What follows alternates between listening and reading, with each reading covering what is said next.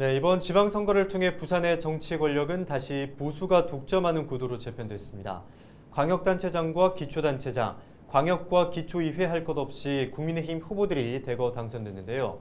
교육감 역시 보수 성향의 후보가 당선됐습니다. 이번 시간 차선영 기자와 함께 지방선거 정리해보겠습니다. 어서 오시죠.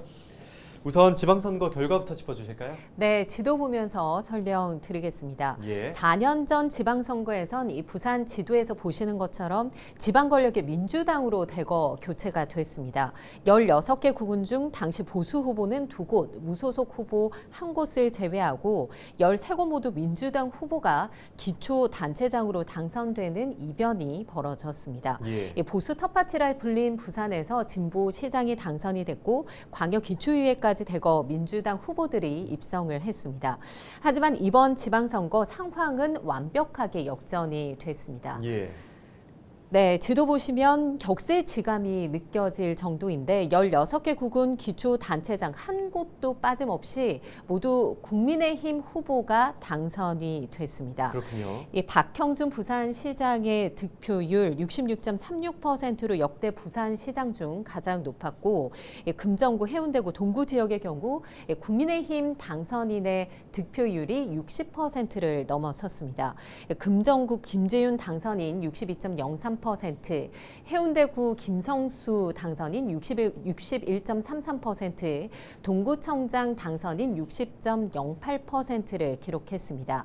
네, 이 지역 모두 민주당 소속의 이 현직 구청장의 공약 이행률과 구정의 이 운영 평가가 굉장히 높게, 긍정적인 평가가 높게 나타난 지역이었지만 이 지역 주민들의 표심은 국민의힘으로 향했습니다. 예, 다시 국민의힘이 승기를 잡았는데 이런 결과가 왜 나타났다고 보십니까? 네, 4년 전 지방선거에선 당시 집권 2년 차였던 이 문재인 대통령의 바람이 부산에 거세게 불었습니다.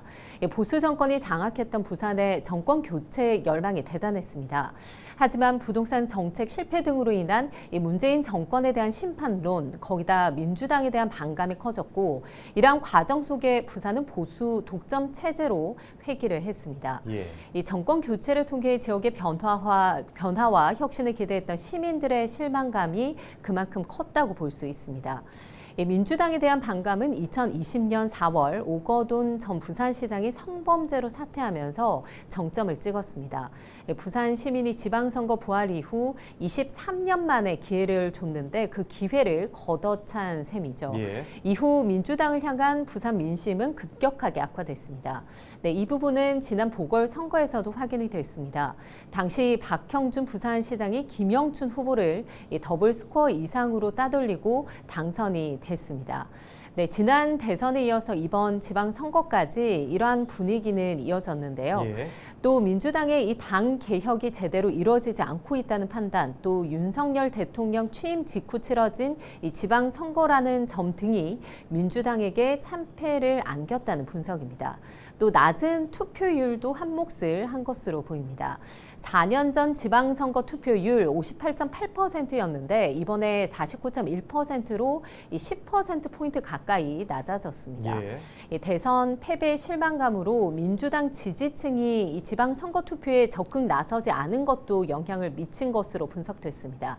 잠시 차재권 부경대 정치외교학과 교수 이야기 들어보시죠.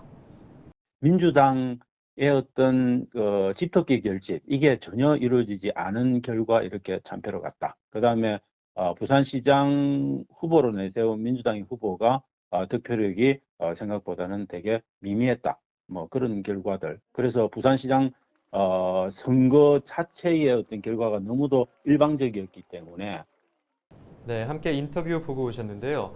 지방정치 뿌리라고 할 수 있는 광역과 기초의회도 다시 권력 구도가 재편됐죠? 네, 말씀하신 것처럼 광역 기초의회 역시 모두 국민의힘에서 장악했습니다. 예. 네, 화면 보시죠.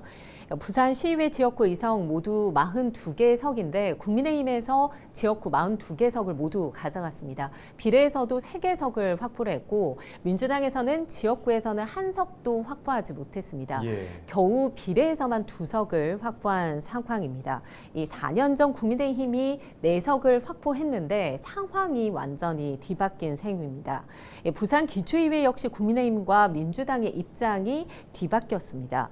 이번 지방선거에선 이 부산 기초의원 전체 의석수 182개석 가운데 국민의힘에서 104개석을 확보를 했고 민주당에서는 77개석을 확보를 했습니다.